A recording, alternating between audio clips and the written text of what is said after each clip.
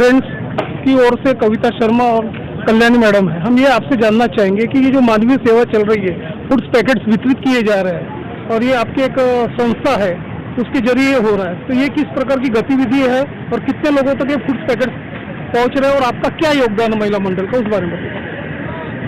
देखिए, ऐसा है कि हम लोग यहाँ पे सुबह से आते हैं, हमारा कटिंग से लेके हमारा डिस्ट्रीब्यूशन तक, हमारी पैकिंग सब एक साथ होती है। हमारी टीम है, आप देख रहे हैं, सारी महिलाएं हमारे घर से आते हैं।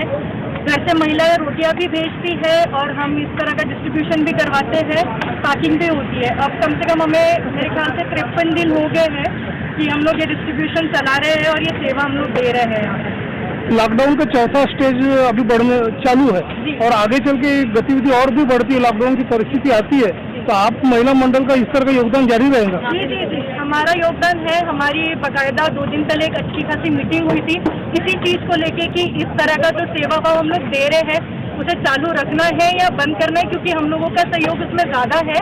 तो हमारा एक ही कहना है कि किचन बंद नहीं होगा जब तक लॉकडाउन है। हमारी पूरी सारी महिलाओं की कोशिश यही रहेगी कि हम आगे बढ़ के आए और सबको जो है वो खाना हम डिस्ट्रीब्यूट करें। संस्था के माध्यम से ये किचन जारी है, तो इसमें जो रॉ मटेरियल की जो जरूरत गिरती है, तो इसमें कोई दानदाता सामने आ रहे हैं या आप अपने खुद पैसे जमा करके सब कार्य कर रहे हैं? देखिए, इसमें कैसा है कि हमारे दानदाता अब है, ससु भैया की कृपा से बोलिए, हमारे इसमें दानदाता बहुत है और हर कोई अपनी अपनी खुशियाँ से देता है। जो रोटियाँ जो आती है वो हर घर से बन के आती है, हर घर में एक फ्लैट से रोटियाँ बन के आती है। और सेकेंडली हम लोग यहाँ पे जो है वो चावल वगैरह हमें अब अच्छे खासे मिले हुए हैं दान में, और वही हम चावल के रूप में या खिचड़ी के रूप में हम लोग हमारे लोगों तक पहुँचाते हैं। हम कविता मैडम से जानना चाहेंगे कि आप जो महिला है जो स्वयं इच्छा से यहाँ पे सेवाएं दे रही है, तो आप और भी महिलाओं को किस तरह से प्रेरित करती हो ये काम के लिए, उस बारे में? मैं प्रेरित ऐसे करूंगी कि भाई सभी, हमको ऐसा नहीं है कि हम फाइनेंशियली ही प्रेरित करेंगे, हम सिर्फ ये बोलेंगे कि भाई फिजिकली भी अगर हम कर सकते हैं तो बहुत अच्छी बात है। ज़रूरी नहीं है कि हम इकोनॉमिकली किसी को भी सपोर्ट या हेल्प कर सकते हैं। हमारा सबसे मन होता है कि मनोबल हमारा विल पावर स्ट्रॉन्ग होकर फिजिकली हम मेंटली ये प्रिपेयर रहे कि हम घर से भी वर्क फ्रॉम होम करके सारी लेडीज़ों से मदद करना। और मैं चाहूँगी कि सारी लेडीज़ है, मेरी जितनी बहनें हैं, भाभियाँ, आंटियाँ हैं, वो घर से ही हम लोग जैसे भी हम कार्य कर रहे हैं वैसे आप लोग भी आकर आगे बढ़ चढ़कर हमारे साथ हेल्प कीजिए।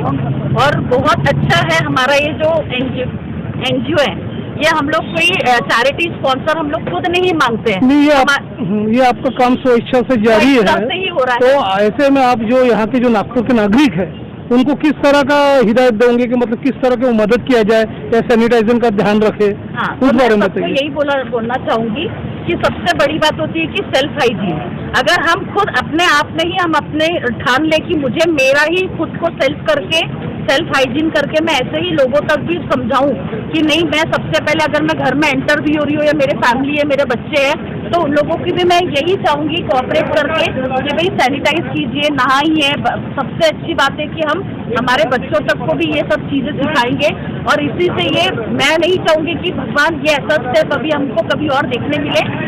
इस चीज से ये टाइम ने हमको सारों को, जनरेशन को ये चीज सिखा दिया है कि self hygiene is the most best way of living the life. Thank you.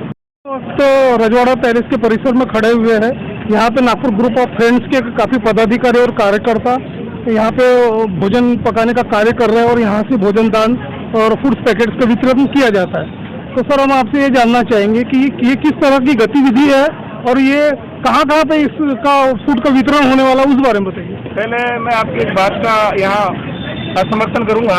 हमारे इसमें कोई पदाधिकारी नहीं है, हमारी संस्था में ना कोई अध्यक्ष है, ना सेक्रेटरी है, ना कैशियर है, ना कैशियर बैंक है। और ये संस्था सिर्फ वॉलंटियर के भरोसे चल रही है।